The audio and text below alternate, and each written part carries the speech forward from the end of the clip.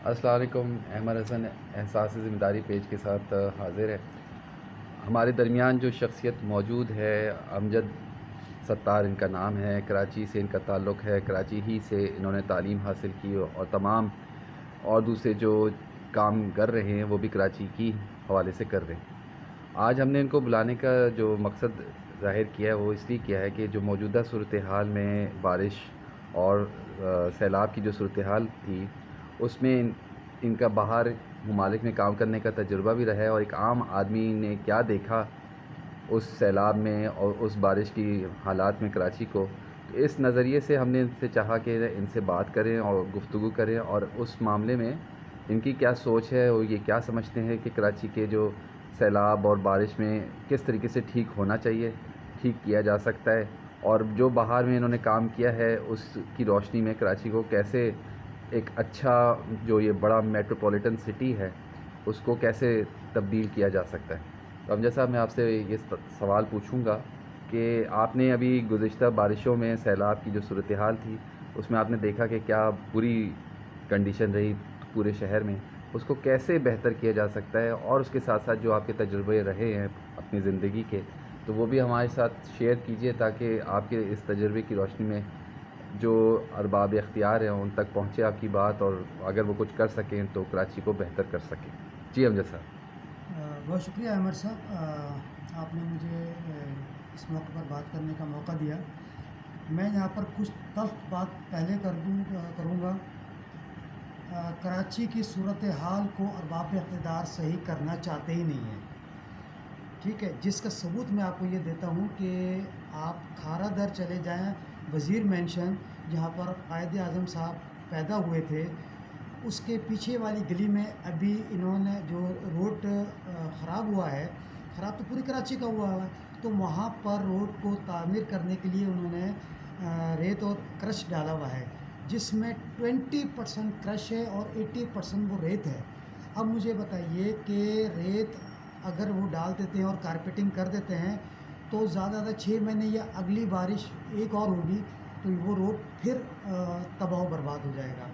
बात यह है कि पाकिस्तान में या ज़िले सतह पर जब भी कोई डिज़ास्टर आता है तो अरबाब इक़्तिदार खुश होते हैं कि हमारे मंजूर नज़र ठेकेदारों को ठेके मिलेंगे और अंडर टेबल काफ़ी मामला तय किए जाते हैं, ठीक।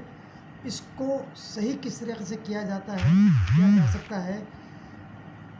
आप ये देखो कि इंटरनेशनल मार्केट के अंदर जब इसके ऊपर काम किया जाता है, रोड्स वगैरह के ऊपर, तो वो किस कैटेगरी पे किया जाता है। क्या ठेकेदारों से ये अंडरटेकिंग लिखवाएंगे कि ये 5 साल तक रोड नहीं ख़त्म होगा? ऐसा कुछ नहीं होता हमारे यहाँ कराची के अंदर, क्योंकि कराची जो है वो दूध देने वाली गाय है। जिसका एक मिसाल मैं देकर बात को अपनी ख़त्म करता हूँ कि एक घर में किसी ने बिल्ली रखी हुई थी कि चूहे जो है वो उस बिल्ली जो है चूहों को खा जाएगी। तो एक दिन बिल्ली को कहीं जाना था, उसने अपने बच्चे को कहा कि मैं कहीं जा रही हूँ, तुम ज़रा चूहों का ख्याल रखना। चूहे ने ये कहा, सोचा चूहे के बच्चे ने, बिल्ली के बच्चे ने, कि मेरी माँ को तकलीफ़ होती है, मैं क्या करता हूँ एक ही दिन सारे चूहे खा जाता हूँ। तो वो एक ही दिन में उसने सारे चूहे ख़त्म कर दिए। बिल्ली आई, उसने पूछा कि क्या मामलात हैं। उसने कहा कि घर के सारे चूहे मैंने मार दिए। बिल्ली ने कहा तेरा बेड़ा गर्क, तूने ये क्या कर दिया, मेरी तो रोटियां लगी हुई थी इस घर से, ठीक है, और तूने सारे चूहे एक दिन में सफाई साफ़ कर दिया है, अब इनको मेरी क्या ज़रूरत है। तो मेरी बात अक्लमंदों के लिए काफ़ी है। 73 साल से कराची को पेरिस बनाने की कोशिश की जा रही है। एक तो हमारे सियासतदानों ने सिर्फ एक शहर देखा है पेरिस, उन्होंने और दूसरा कोई शहर देखा ही नहीं है, ठीक है। वो सिर्फ सारे जो है सियासतदान पेरिस बनाने के चक्कर में है, कोई लंदन बनाने के चक्कर में नहीं है, कोई ज़्यूरिख बनाने के चक्कर में नहीं है, कोई स्पेन बनाने के चक्कर में नहीं है, ठीक है। इससे कहीं ज़्यादा सफाई आपको दोहा में मिल जाएगी, इससे ज़्यादा कहीं सफाई आपको अबू धाबी में भी मिल जाएगी, लेकिन वो सिर्फ पेरिस बनाना है उन्होंने। तो ये सिर्फ ये बकवास है, ये अरबाब इख्तियार के मामलात हैं। इसको अगर हमने देखना है तो अवामी सतह के ऊपर, मोहल्ले की सतह के ऊपर जो कमेटियाँ बनाई जाएँ, जिसमें मोहल्ले के अंदर प्रोफेसर्स होते हैं, बैंकर्स होते हैं, और आपके वकला होते हैं, उलमाए दीन आपके होते हैं, उनके मुशावरत से कमेटी बनाई जाए जो आपके यूनियन काउंसिल चेयरमैन के साथ राब्ते में हों, और वो उनको बताएं कि मैं इस आदमी को ठेके दे रहा हूँ और ये रोड जो बना रहा है इसके अंदर इतनी क्रश होगी और इतनी रेत होगी और ये एग्रीमेंट है, इतने साल तक ये रोड नहीं टूटेगा। ऐसा करेंगे? नहीं करेंगे। आगे चलिए। अच्छा, मैं यही आपसे पूछने लगा हूँ कि आपने देखा ही होगा कि जो अभी जो बारिशें हुई हैं सारी, और बारिश में जो सूरत हाल बहुत ही मखदूश हो गई थी, तो इस मामले में जो पथारे वाले हैं इनको किस तरीके से आप कौमी धारे में लेकर आ सकते हैं, या उनसे कैसे रेवेन्यू जनरेट कर सकते हैं, ले सकते हैं? इस मामले में भी आपकी क्या सोच है, और आप बताइए इसमें। देखें, रियासत का फ़र्ज़ है तमाम लोगों को रोज़गार फराहम करे, ठीक है। अब अगर रियासत के पास वसाइल कम हैं या उनकी वो करना नहीं चाहते, ठीक है, तो उनको कोई हक़ नहीं पहुंचता कि वो रोड पे खड़े हुए एक पथारे वाले को या ठेले वाले को या जो मोहल्ले की सतह पर ठेला चला रहा है और अपने बच्चों के अपने लिए और अपने बच्चों के लिए रोज़ी कमा रहा है, उसको वो नहीं करने दें काम। रियासत का कोई हक़ नहीं पहुंचता। जब आप फैसिलिटीज़ नहीं दे सकते तो उनसे उनका रोज़गार छीनने का भी आपको कोई हक़ नहीं है, ठीक है। अब यहाँ पर मामला आता है कि उन पथारे वालों से आपने सवाल किया कि उनसे रेवेन्यू किस तरह से जनरेट किया जाता है। देखें, पथारे वालों से एक बहुत अर्सा पहले प्रोग्राम आया था, अगर मैं गलत नहीं हूँ तो सरे आम के अकरारुल हसन साहब ने भी प्रोग्राम किया था शायद। उन्होंने सदर टाउन में प्रोग्राम किया था कि सदर के एरिए में 70 रुपये रोज़ के हिसाब से आप ठेला लगा लें, कहीं पर भी लगा लें, और 70 रुपये रोज़ के हिसाब से आप पुलिस को दे दें। तो उस वक्त मेरी याददाश्त में नहीं आ रहा कि वो 3 साल पहले का प्रोग्राम था, 4 साल पहले का प्रोग्राम था, ये उन्होंने किया था, ये किसी ने भी किया था। लेकिन ये प्रोग्राम आपकी ये स्टोरी आपकी मीडिया पर आई थी कि 10 लाख रुपया डेली का सिर्फ सदर टाउन से जनरेट होता है। सदर टाउन पुलिस थाने में जाता है एडमोरर के पास, ठीक है। कराची की आबादी 2.5 से 3 करोड़ है, ठीक। इससे कम की आबादी को मैं तो नहीं तस्लीम करूँगा, सही, ठीक है। और कराची में अगर कम से कम 50 लाख तो लोग पथारे और ठेले वालों के बिज़नेस से मुंसलिक होंगे, इसमें तो कोई शक नहीं है। 50 लाख के 60 लाख हो सकते हैं, 50 लाख के 40 लाख नहीं हो सकते, ठीक है। पूरी कराची की मैं बात कर रहा हूँ, जिसमें आपका DHA के भी आ जाता है, जो कहते हैं कि जी ये मेयरशिप के अंडर में नहीं आता, मलिर कैंटोनमेंट में भी आ जाता है, ठीक है। अगर उनको एक मुनज़्ज़म तरीक़े से रजिस्टर किया जाए, यहाँ पर मैं कुछ बातें अभी शो करना नहीं चाहता, क्योंकि लोग जब ये बात उनको मसले का हल पहुँचता है तो वो उसको गलत तरीक़े से इस्तेमाल करते हैं। मेरे पास कानून है कि पुलिस ये पथारे वालों से, ठेले वालों से आप ज़िले सतह के ऊपर उनको इजाज़त दें कि वो अपना पथारा, मिसाल के तौर पर एक नाज़िमाबाद में एक साहब लगा रहे हैं गोल मार्केट पर, ठीक है। गोल मार्केट पर वो पथारा लगा रहे हैं और वो पुलिस वालों को 20 रुपये या 50 रुपये रोज़ के दे रहे हैं, मिसाल के तौर पर, ठीक। तो मैं ये कहता हूँ कि उसको आप यूनियन की सतह पर बुलाएं। मैं गोल मार्केट पर पथारा लगाना चाहता हूँ, मैं उस यूनियन ऑफिस में जाऊँगा, मैं बोलूँगा जी मेरा ये शनाख्ती कार्ड है, मैं गोल मार्केट पे अपना पथारा लगाना चाहता हूँ, ठीक है। अमजद साहब, आपका ये शनाख्ती कार्ड आ गया, आप ही बताएं क्या आप लगाना चाहते हैं। जी मैं सब्ज़ी लगाना चाहता हूँ, ठीक है, या मैं फ्रूट लगाना चाहता हूँ, या मैं मछली लगाना चाहता हूँ, ठीक, या मैं चाट मसाला या दही बड़े या कॉर्न सूप, व्हाटएवर, मैंने सभी के नाम ये जो बेचारे ये लगाते हैं, मैं ये लगाना चाहता हूँ, ठीक है जी। तो कुछ चीज़ें इसमें सीजनल है, जैसे कॉर्न सूप वगैरह, ठीक है, कुछ चीज़ें सीजनल नहीं है। तो 1 जनवरी मिसाल के तौर पर 30 जनवरी तक मुझको इजाज़त दी जाए यूनियन की सतह पर, ठीक, कि ठीक है जी 30 जनवरी तक आप दें, और 500 रुपये महीना अगर आप लेते हैं एक पथारे वाले से 500 रुपये महीना, ठीक, साल के कितने हो गए? सही। साल के आपके 6,000 रुपये हो गए। वो 500 रुपये महीना 6 महीने की फ़ीस आप उनसे ले लें, ठीक, और वो यूनियन की सतह से ज़िले, और उसका वो पैसे कहाँ जमा होंगे? वो पैसे आपके उस यूनियन काउंसिल के डाकखाने में जमा होंगे, ना कि पुलिस थाने में जमा होंगे। पुलिस से इसका कोई ताल्लुक़ नहीं है। मेरी तस्वीर के ऊपर वो सर्टिफिकेट लगेगा और वो मैं सर्टिफिकेट अपने ठेले पे लगा दूंगा। कोई पुलिस वाला आए तो वो सर्टिफिकेट देकर पीछे हट जाएगा, उसका राइट ही नहीं है मेरे पास आने का। यूनियन ने, ज़िले गवर्नमेंट ने यूनियन की सतह पर मुझको इजाज़त दी है। 2.5-50 लाख ठेला कराची में लग रहा है, मिसाल के तौर पर 500 रुपये पर मंथ आप लेते हैं, कितना करोड़ कितना अरब आता है इस वक्त तो ज़ाहिर मेरे जहन में नहीं आएगा, आप कैलकुलेट कर लीजिए।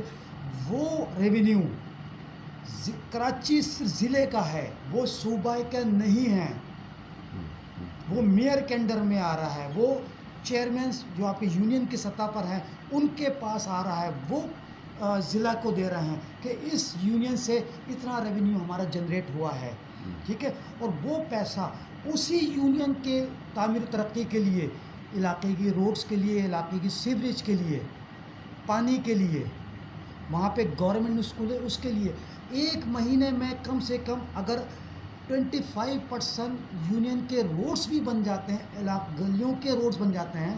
इस वक्त हम नॉर्थ नाज़िमाबाद में बैठे हैं। नॉर्थ नाज़िमाबाद कराची का, मैं कहता हूँ आपका डिफेंस 2 माना जाता है, जहाँ पर पढ़े लिखे, इंतहाई पढ़े लिखे सुलझे हुए लोग रहते हैं। उनके रोड्स का हाल देख लें। इसकी मिसाल मैं आगे एक कदम और जाता हूँ।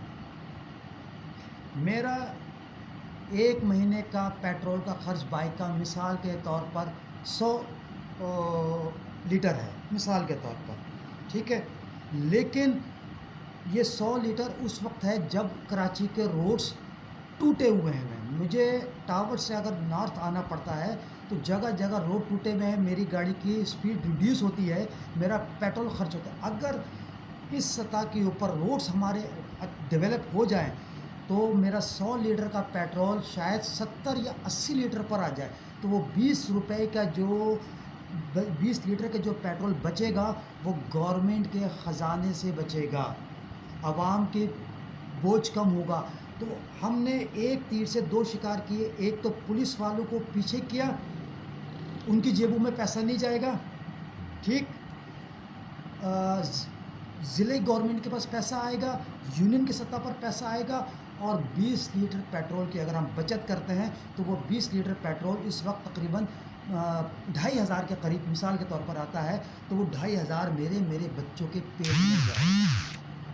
अच्छा हम जैसा अब ये मुझे बताएं कि जैसे कि आपने अभी इंटरव्यू से पहले आपने बताया था कि आप मुख्तलिफ बाहर के ममालिक में भी रहे हैं और वहाँ की भी जो लोकल बॉडीज़ है उसको देखने का इत्तेफाक हुआ है, तो वहाँ पर आपने क्या चीज़ का मुशाहिदा किया और उसको कैसे यहाँ पर कराची की जो यूनियन काउंसिल और ज़िलाई काउंसिल वगैरह में इम्प्लीमेंट किया जा सकता है, तो उसके मुतालिक भी थोड़ा सा बताइए। देखिए, मिडल ईस्ट में मेरी ज़िंदगी का एक बहुत बड़ा हिस्सा मिडल ईस्ट में, दोहा, कतर और इमारात में मेरा गुज़रा है, ठीक।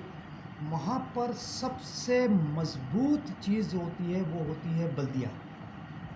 बल्दिया से सब बल्दिया से डरते हैं। वही बात जो मेरे जहन में बात आई कि आप किसी भी चीज़ का लाइसेंस पहले बल्दिया से लेते हैं, ठीक है।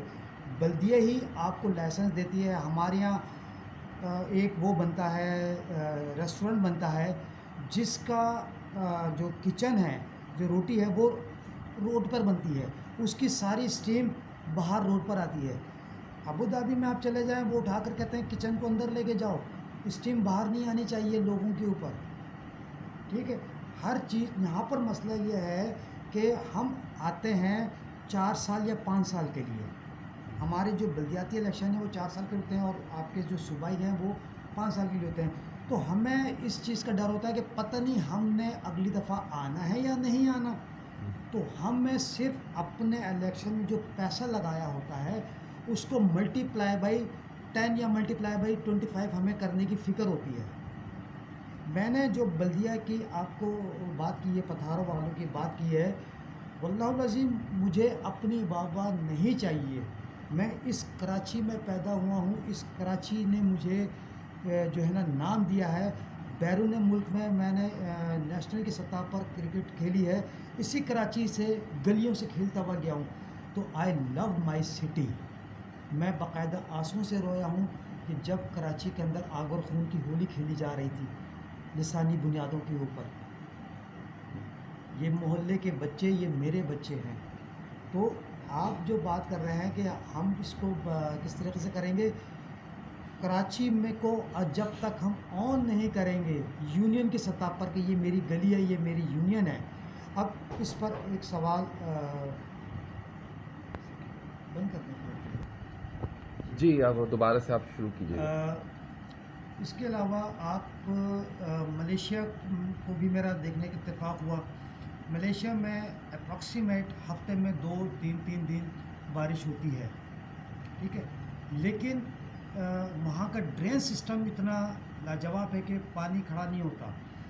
अब आप ये देखें कि आपके शहर के अंदर जितने अंडरपास बने हुए हैं, ठीक है, जितने रोड्स बने हुए हैं, मैं इसी बारिश में अप्रॉक्सीमेट 3-3 फीट पानी पे मैंने सफ़र किया है। जब एक अंडरपास बनता है तो कॉमन सेंस बनती है। मैं इंजीनियर नहीं हूँ, लेकिन मैं जब इंजीनियर मेरे सामने डिज़ाइन लेकर आएगा तो भी मैं उससे कहूँगा कि इसमें पानी ड्रेन होगा कहाँ पर। जब बारिश होगी तो पानी कहाँ, पानी का निकासी कहाँ होगी, तो अंडरपास मुझे बंद करना पड़ेगा, ठीक है। लेकिन वो डिज़ाइन पास हो कैसे जाता है?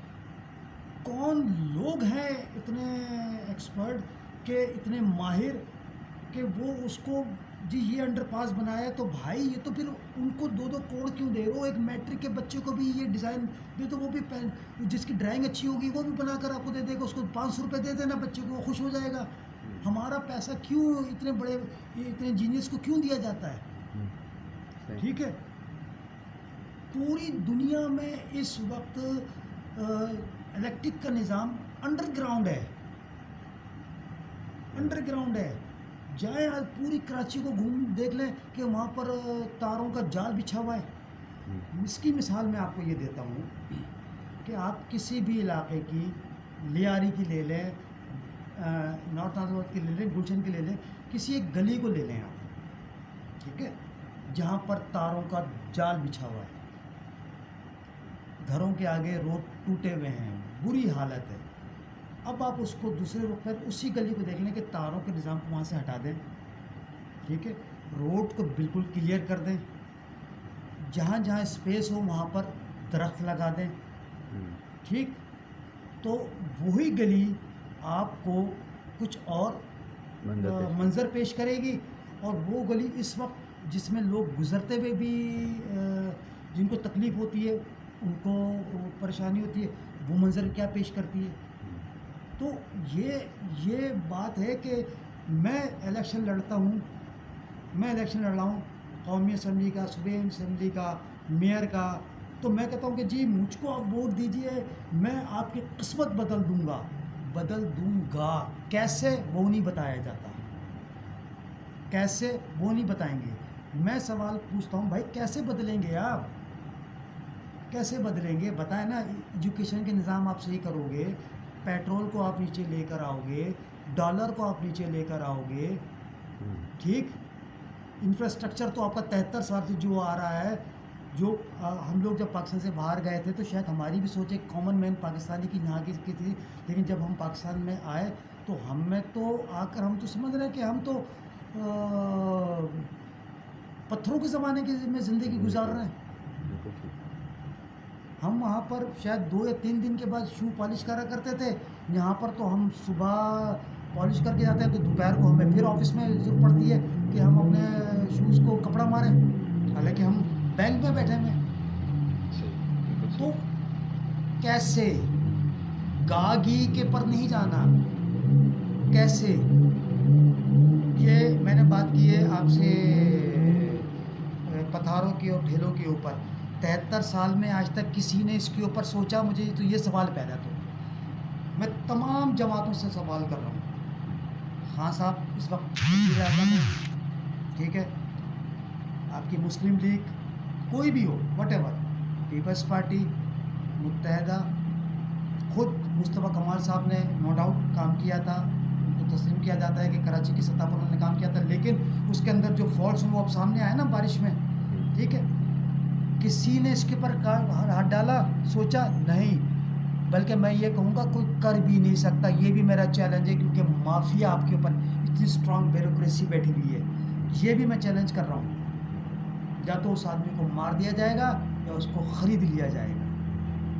ये मेरा जो मैंने जो नज़र रखी हुई हालात के ऊपर, ये मेरी नज़र है। या तो मुझे झूठा साबित कर दें आप लोग, कराची के पूरी आवाम मुझे झूठा साबित कर दे, कोई इसके ऊपर काम करके कामयाब हो जाए, तो मैं उसके पीछे चलने के लिए तैयार हूँ मैं, सही। ठीक है? अच्छा, ये जो अभी करंटली कोविड की जो सिचुएशन रही है, और इसमें आपका क्या तजुर्बा रहा? आप उस कोविड की सिचुएशन से मुतासिर हुए, या अभी जो पूरी उसकी नतीजे में पूरे मुल्क में जो हालात रहे हैं उसके मामले में आप कैसे देखते हैं, और क्या आपकी सजेशन है और क्या आपकी राय है इस मामले में? देखिए अहमद साहब, दुनिया में सबसे अहम चीज़ जो होती है, जो पोस्ट होती है, या जो हुकूमत की कामयाबी होती है, वो होती है मुशीरों के ज़रिए। हज़रत अली रज़ी अल्लाह अन्हो से ये सवाल किया गया, कुर्बान जाऊँ आप पर, कि अमीरुल मोमिनीन, क्या वजह है कि हज़रत अबू बकर सिद्दीक़ रज़ी अल्लाह अन्हो की दौर खिलाफत बड़ा कामयाब रहा, हज़रत उमर फ़ारूक रज़ी अल्लाह अन्हो का दौर खिलाफत कामयाब रहा, हज़रत उस्मान गनी रज़ी अल्लाह अन्हो का दौर खिलाफत बड़ा कामयाब रहा, आपके दौर खिलाफत में जो है बदमज़गी थोड़ी सी, या लोग इंतशार ज़्यादा फैला रहे हैं और वो कामयाब हो रहे हैं? तो हज़रत अली रज़ी अल्लाह अन्हो का कौल था, आपने कहा कि मैं उनका मुशीर था, मेरे मुशीर तुम हो। कुर्बान जाऊँ हज़रत अली के, उन्होंने जो 1400 साल पहले जो बात की थी, आज तक उसके ऊपर पत्थर पर लकीर है कि हमारे मुल्क को मुशीरों ने मरवाया। आपने जो बात की कोविड की, मैं उसको बड़े फ्रेम में लेकर आता हूँ, उसको बड़े फ्रेम में सोचिएगा। कोविड की वजह से आप पर लॉकडाउन लगा दिया गया, बिल्कुल ठीक है। ठीक है? और ये हुआ कि जी फिर हुआ कि जी स्मार्ट लॉकडाउन, ठीक? और स्मार्ट लॉकडाउन में क्या था कि कुछ ज़रूरी की अशिया की चीज़ें जो है ना वो आपकी खुलेंगी, बाकी सब कुछ बंद होगा, ऐसे ही था। अब मुझे एक बात बताइए, कहीं पर ये था कि अमजद सत्तार को मलीर जाना है वो नहीं जा सकता? कहीं पर ये था? नहीं, बिल्कुल नहीं। भाई मैं जा रहा हूँ रोड पर, पुलिस वाले रोकते थे, मैं मास्क पहना हुआ हूँ, जी मुझे कहाँ जाना है? जी मुझे हॉस्पिटल जाना है। चले जाओ। तो चाहे मैं वहाँ पर अपने किसी दोस्त के घर जा रहा हूँ, लेकिन मैं हॉस्पिटल का कहकर या अपना जॉब कार्ड दिखाकर कि जी मेरी टावर में नौकरी है, मैं वहाँ जा रहा हूँ, ऐसे ही था ना? लोग तो घर में नहीं बैठे थे।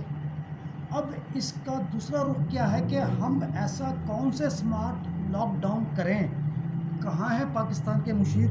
मैं इस वक्त जितने लोगों को ये बात बता रहा हूँ, ये रिकॉर्ड मैंने अर्ज़ किया कि मुझे बाबा नहीं चाहिए, लेकिन मैं जो आपको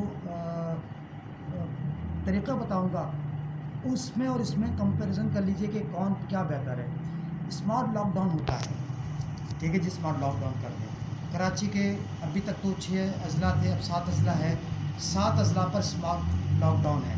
तो पहले एक वो बनेगा, फ्रेम बनेगा कि ये टाउन के लोग अपने टाउन से बाहर नहीं जा सकते, ठीक है? उसमें हॉस्पिटल भी उसी टाउन में आप अपना इलाज करवाएंगे।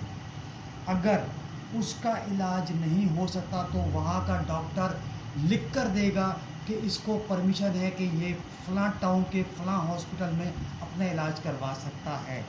ठीक, तो आप अपने टाउन में ब्लॉक हो गए, आप दूसरे टाउन में नहीं गए। इसी तरीके से यूसी पर भी आएगा कि यूसी को, मैं अपनी यूसी से बाहर नहीं जा सकता। और जब स्मार्ट लॉकडाउन खुलेगा तो मुख्तलिफ़ औकात में, एक टाउन में मुख्तलिफ़ औकात में यूसियों को खोला जाए, सब यूसियों को एक साथ भेड़ बकरी की तरह से नहीं खोला जाए। तो स्मार्ट लॉकडाउन है कि हाँ जी, एक यूसी एक जो है वो 2 घंटे के लिए खुलेगी, उसके बाद वो बंद हो जाएगी, फिर यूसी 2 खुलेगी। वो अपनी यूसी में रहे, और उसने अगर एक यूसी से दूसरी यूसी में जाना है, कोई इमरजेंसी है, तो वो है अपने टाउन में।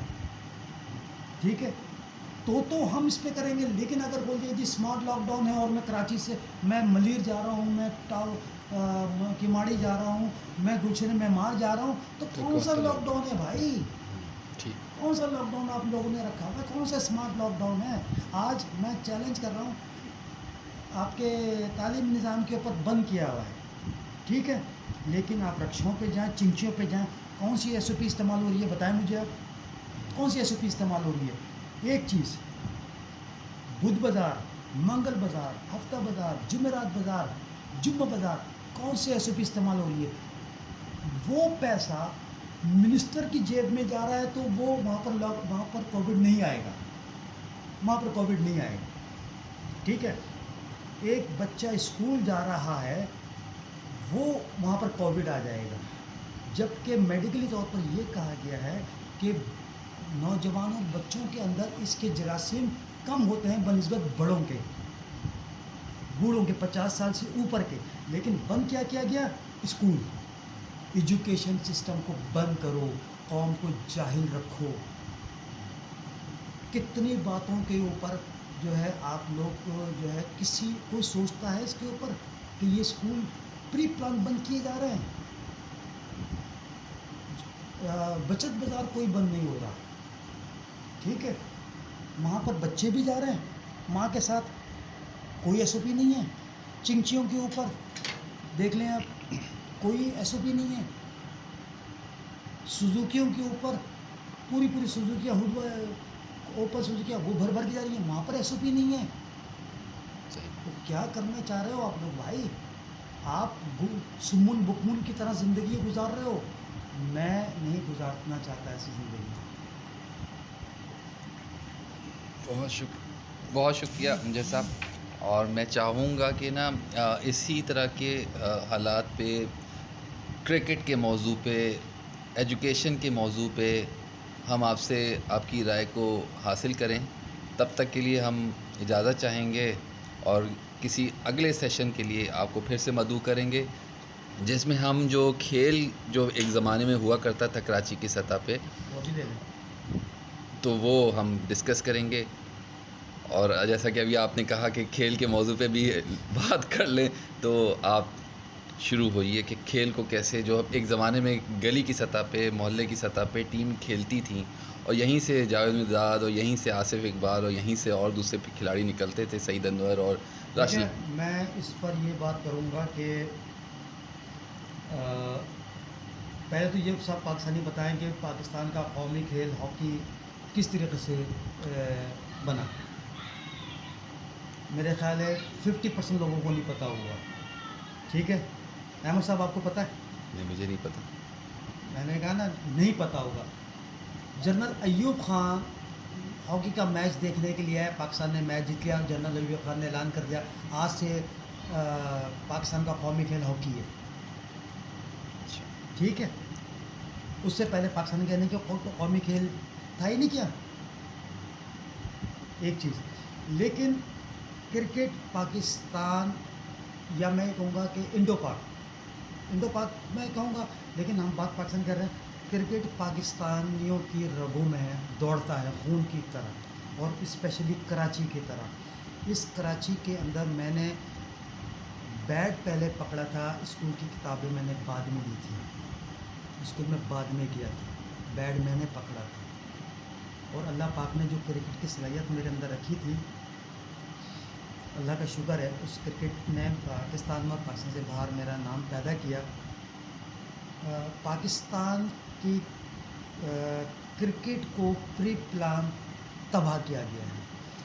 मैं इस पर एक जो बात कर रहा हूँ इस पर मैं लोग मेरे से मुत्तफ़िक़ नहीं होंगे, लेकिन जो क्रिकेटर है वो इस पर सोचेंगे ज़रूर। पाकिस्तान के क्रिकेट को तबाह किसने किया है, पहला मेरा सवाल ये है। मेरे हिसाब से तो अरबाब इख्तियार ने किया, जो यहाँ के पाकिस्तान की क्रिकेट को तबाह करने वाली शख्सियत बूम बूम शाहिद आफरीदी साहब। शाहिद आफरीदी। जी, अच्छा। As a human being, as a personality, as a इंसान मैं शाहिद आफरीदी की बहुत इज़्ज़त करता हूँ, क्योंकि वो सोशल वेलफेयर के हवाले से, पाकिस्तानियत के हवाले से वो बहुत बढ़ चढ़ कर उनका किरदार है, इसमें कोई शक नहीं है। एज ए इंसान, एज ए पाकिस्तानी मैं उनकी बहुत रिस्पेक्ट करता हूँ। लेकिन एज ए क्रिकेटर मैं उनको मानता ही नहीं है। तो इसमें फिर उन कप्तानों का, यानी कि जो क्रिकेट के ओहदेदार हैं उनका भी तो कसूर होगा ना, कि जो देखिए, जिन्होंने उनको खान साहब, इमरान खान साहब की जो जब क्रिकेट थी 92 तक, ठीक है, उस वक्त एक प्लेयर होते थे इजाज़ अहमद साहब। अच्छा, ठीक है। ठीक, इजाज़ अहमद साहब को इमरान खान किस नंबर पे भेजा करते थे बैटिंग ऑर्डर के लिए? 5वें नंबर पे। 7वें नंबर पर, छठे सातवें पर, जब आखिर के 4-5 ओवर रहते थे, ठीक है। और वो आकर हमारी क्रिकेट की इस्तिलाह में अंधी लाठी की तरह बैट चलाते थे और वो अपना स्कोर कर लिया करते थे, ठीक है। लेकिन उससे पहले जितने भी प्लेयर्स थे वो आप देख लें कि खान साहब लेकर आते थे। बूम बूम आफरीदी साहब, जिनको नाम दिया गया बूम बूम, ठीक है, 400 वनडों के करीब वो खेल चुके हैं। उन्होंने अपनी ज़िंदगी में इंटरनेशनल 400 वनडे खेले हैं। एवरेज कितना उनका? 23, 24 या 25। ये तो क्लब क्रिकेट का है। ऑस्ट्रेलिया के जो प्लेयर थे माइकल बेवन, ठीक है, उनका एवरेज क्या था? उनका तो 52। वो क्या करते थे? Single double single double single double करके पता नहीं चलने देते थे कब वो अपनी 50 कर ये जा और वो जा। आफरीदी साहब आ रहे हैं, पहली गेंद पे छक्का, दूसरी गेंद पे छक्का, तीसरी गेंद पर कैच दे के चले गए, तो आपने तो विकेट भी गवाई है। 12 रन का क्या, वो तो अगली टीम बना लेगी, ठीक है। फिर नए बच्चे जो, जब हम थे, हम क्रिकेट हमने शुरू की थी 82 में 82 में हमने जब 82 में तो हमने इंडिया की सीरीज़ देखी थी, जब इमरान खान साहब ने 40 विकेट ली थी 3 टेस्ट मैचों में। तो 79 का वर्ल्ड कप मैंने रेडियो पे सुना था, ठीक है। तो सेमीफाइनल में सिकंदर बख्श साहब 14 रन रह गए थे, इमरान खान और ये क्रीज पर थे। सिकंदर बख्श साहब ने हवा में गेंद फेंकी और वो कैच हो गया, हमने रेडियो पे सुना था, ठीक है। हम किसको कॉपी करते थे? मैं कॉपी करता था सुनील गावस्कर साहब को, विवेन रिचर्ड्स को और जावेद मियांदाद साहब को। तीनों में प्लेयर्स में फ़र्क क्या था? गावस्कर साहब से डिफेंस सीखता था मैं, प्लेसिंग सीखता था। विवेन रिचर्ड्स साहब से अटैकिंग सीखता था और जावेद मियांदाद से रन चुराना सीखता था। वो प्लेसिंग और रन चुराने में और अटैक में अपनी मिसाल आप थे पाकिस्तान में। मुझे एक बात बता दें, जावेद मियांदाद साहब नो डाउट पाकिस्तान का बहुत बड़ा प्लेयर, इंज़िमाम को लाने वाले इमरान खान साहब, ठीक है। उसके बाद मोहम्मद यूसुफ साहब आए। मोहम्मद यूसुफ के बाद कोई पाकिस्तान में प्लेयर आया? बात आती है, मेरी बात पूरी होने दीजिए। अच्छा। बात आती है यूनुस खान साहब की, तो यूनुस खान साहब ने 300 रन भी बनाए, कोई शक नहीं इसमें। लेकिन किन पिचों पर बनाए मेरे भाई? पाकिस्तान की और अबू धाबी की पिचों पर। नहीं, जैसे 200 रन जो उन्होंने किए ओवल के ग्राउंड में जैसे किया था, या इसी तरीके से इंडिया के ग्राउंड में 267 रन बनाए, ठीक है। वो टर्निंग पिच कह सकते हैं आप, इंडो पाकिस्तान की पिच थी तो डेड विकेट भी आप कह सकते हैं। लेकिन इंडिया की पिच जो है वो तो टर्निंग विकेट बनी थी, जहाँ पर उन्होंने 267 रन किए। इसी तरीके से ओवल की जो आखिरी, जो उनके कैरियर के आखिरी के ज़माने की जो इनिंग्स है, जिस पे उन्होंने इंग्लैंड के ख़िलाफ़ 200 रन किए, तो यूनुस खान ने तमाम ममालिक के ख़िलाफ़ जो है सेंचुरी भी स्कोर की हुई बनाया। और दूसरा ये कि वो जो है अपनी मेहनत की बुनियाद पे 10,000 रन भी मैंने अर्ज़ किया बनाया। मैं एक बात कर रहा हूँ कि पाकिस्तानी प्लेयर्स को, 2-3 प्लेयर्स को आप हटा दें, ये लोग ऑस्ट्रेलिया की टीम में सेलेक्ट होने के अहल हैं। मियाँदाद साहब जिस दौर में क्रिकेट खेलते थे, हर दौर में मुझे याद है कि पाकिस्तान का टूर जब भी होता था ऑस्ट्रेलिया का, पहला टेस्ट मैच पर्थ की विकेट पर रखा जाता था। पर्थ पे होता था, जो दुनिया की तेज़ तरीन विकेट मानी जाती थी। ठीक, उसमें पाकिस्तान के किसी भी नए लड़के को चांस दिया जाता था, उसका जिसका कैरियर तबाह करना होता था। अगर उसने वहाँ पर सेलेक्ट कर दिया तो हो गया। पाकिस्तान ने अभी इंग्लैंड का दौरा किया है, अभी किया है। ठीक है, क्या मैं तो अब क्रिकेट नहीं देख रहा, ठीक है, मैं रिज़ल्ट देख रहा हूँ, क्योंकि मुझे पता है कि कौन किस कैलिबर का प्लेयर है। ठीक है, क्या हुआ टेस्ट मैचों में? अहमद साहब मुझे बताएंगे, पाकिस्तान ने 2 टेस्ट मैच खेले, दोनों टेस्ट मैच क्या हुए? एक टेस्ट मैच हार गया, एक टेस्ट मैच बड़ी मुश्किलों से, और वो जो जीता वो बारिश की वजह से, बारिश की वजह से। ठीक है, जो हार गया वो भी जीतती हुई पोजीशन से आप हार अब इस पर मैं एक और बात कर रहा हूँ कि पाकिस्तान के वनडे का कैप्टन बनाया गया है बाबर आजम साहब को। ठीक है, मैं ये बात कर रहा हूँ, खान साहब तक ये बात जाती है अगर मेरी। खान साहब, बाबर आजम हमारे मुल्क का हीरा है।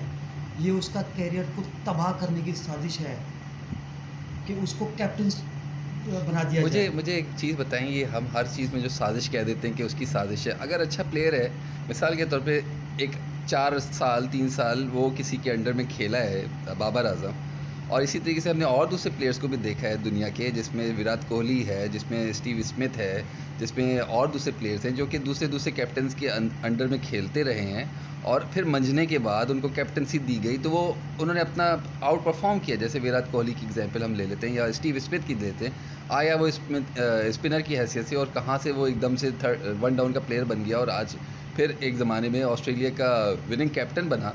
तो ये सारी चीज़ें हम फिर फ़ौरन ये क्यों कह लेते हैं कि ना बाबर आजम जो है वो कैप्टन मटेरियल नहीं है, या कैप्टनसी के ख़िलाफ़ उसको बनाने के बाद उसको साजिश की जा रही है। मतलब हमारे जहनों में फ़ौरन साजिश का जो फिक्रा है वो क्यों आ जाता है कि बाबर आजम जो है ना वो उसको उसका कैरियर तबाह करने की अगर अच्छा प्लेयर है तो वो उसको उससे निकलना पड़ेगा कि एज ए कैप्टन के तौर पे, एज ए प्लेयर के तौर पे। जैसे विराट कोहली निकला है, जैसे रोहित शर्मा को उसको ग्रूम करके रोहित शर्मा निकल रहा है, या स्टीव स्मिथ है तो स्टीव स्मिथ के बाद अब उसको पेन को उन्होंने बना दिया। तो ये चीज़ हम पाकिस्तान के उसमें क्यों नहीं, हम फ़ौरन क्यों साजिश का कहना शुरू कर मुझे देते? एक बात बताइए, बाबर आजम किसके अंडर में खेला? सरफराज अहमद के मिसाल अंडर। सरफराज साहब के अंडर में खेला। ठीक है, सरफराज साहब की as a player, as a captain अपनी क्या परफॉर्मेंस है ये बताएं पहले मुझे आप। पिछला वर्ल्ड कप उठा लेना, अभी जो गुजरा है आपका, सरफराज साहब जो जमाई ले रहे हैं वो एज ए एक्टिव कैप्टन की है। एज ए अगर क्लब क्रिकेट पर भी ऐसा कोई करे ना प्लेयर, तो कैप्टन उसको लताड़ता है कि तुम टूर्नामेंट का मैच खेल रहे हो कि क्या खेल रहे हो, और वो इंटरनेशनल वर्ल्ड कप खेल रहा है। ठीक है, उसके बाद अपनी एज ए परफॉर्मेंस कैप्टनशिप को हटाकर देखें, इंटरनेशनल क्रिकेट में कौन आता है जिसने 5-10 साल क्रिकेट खेली हो। ठीक है, उसको कोच की ज़रूरत नहीं होती है, वो उसको टेक्निक की ज़रूरत नहीं होती है। ठीक है, मियाँदाद को किसने कोच किया था? मियाँदाद साहब जब आए थे उनका कोच कौन था टीम में? कौन था? कोई कोच नहीं था। ठीक है, कौन था? इमरान खान साहब ने जब क्रिकेट शुरू की, उनकी जो बॉलिंग का एक्शन था वो कुछ और था। बाद में उन्होंने जो खुद विवियन रिचर्ड का बयान है कि 75 में हमने एक नौजवान लड़की को देखा जिसके लंबा चौड़ा गोरा और बड़े बाल थे, उसकी स्पीड तो इतनी नहीं थी। ठीक है, लेकिन वो मेहनत करता था, और हमने 79 में भी उसको देखा तो उसकी स्पीड में कोई ख़ास फ़र्क नहीं आया। लेकिन जब हमने उसको 82 में देखा तो चौड़े शाने और उसकी स्पीड ऐसी थी कि हम घबराते भी थे उसके सामने बाज़-औक़ात करते हुए। विवियन रिचर्ड साहब का ये इंटरव्यू है रिकॉर्ड पर। स्पोर्ट्समैन खुद अपने आप को मनवाता है। ठीक, तो जो आपने इस वक्त बैटिंग कोच रखा हुआ है, बॉलिंग कोच रखा हुआ है, फील्डिंग कोच रखा हुआ है, रिज़ल्ट क्या है? रिज़ल्ट बताएं मुझे, रिज़ल्ट बताएं कि आपके टॉप 10 के अंदर कितने पाकिस्तानी प्लेयर हैं। आप बात कर रहे हैं बाबर आजम को कि जी वो प्लेयर्स को कहा था, मैं कहता हूँ मोहम्मद यूसुफ साहब को अभी तक क्रिकेट में होना चाहिए था, उनको जबरी रिटायर किया गया। मोहम्मद यूसुफ जो है ना वो बाबर आजम को साथ खेलकर उनको इंटरनेशनल क्रिकेट का तजर्बा देते। आपने एक मैच के ऊपर मैं आता हूँ और मैंने एक सेंचुरी बनाई पहले मैच के अंदर और मेरा पूरी पाकिस्तान में नाम हो जाता है। कामयाबी हासिल करना मकसूद नहीं होता, उसको बरकरार रखना मकसूद होता है। मुझे बता दें, सिर्फ इस वक्त जावेद मियाँदाद या इंज़िमाम का कोई नेमुल बदल है, मोहम्मद यूसुफ का नेमुल बदल है आपके पास? आपने अभी बाबर आजम को वर्ल्ड कप वनडे का कैप्टन बना दिया, वो बेचारे दोनों मैच हार गए। ठीक, आगे जो टूर्नामेंट आएंगे उसके अंदर आपके पास जो बॉलर्स हैं आपके, वो शोएब अख्तर, वसीम अकरम या वक़ार यूनुस जैसी दहशत रखते हैं। शोएब अख्तर साहब की ये बात है कि एक फास्ट बॉलर की एक बॉडी लैंग्वेज होती है कि वो अपनी बॉडी से अगले बॉलर को दहशत दिलाता है कि मैं तुमको तबाह कर दूंगा, तुम्हारा सर फाड़ दूंगा। वो अपनी बॉडी से ये दिलाता है। आपके पास जो इस वक्त 35-36 साल के हो गए हैं रियाज वहाब साहब, पूरी ज़िंदगी में उन्होंने एक ओवर किया है ऑस्ट्रेलिया के वाटसन के ख़िलाफ़, जिस पे वो बहुत उन्होंने जो है वो उधम मचाई भी थी और उसको फ्लाइंग किस वो दे रहे थे। पूरी ज़िंदगी में एक, मैं बताता हूँ आपको कि बॉलर की दहशत क्या होती है। 82 में इमरान खान ने यशपाल शर्मा को एक इन डिपर मारी थी, 5वें विकेट के ऊपर उन्होंने गेंद की थी और यशपाल शर्मा ने उनको लेफ्ट किया था और वो विकेट। गुंडापा विश्वनाथ तो नहीं थे जिसकी आप बात नहीं, यशपाल शर्मा थे। नहीं, जिस जो उन्होंने लेफ्ट किया था और जो पहली विकेट गिरी थी, ख्याल से गुंडापा विश्वनाथ थे। हो सकता है, मैं नाम में मुझे गलती हो गई हो। तो ये बॉलर की क्वालिटी थी, ये उस बॉलर की क्वालिटी थी, वो उसकी दहशत थी कि जब वो खान साहब कॉलर खड़े कर अपना आते थे तो पता चलता था कोई फास्ट बॉलर आता है।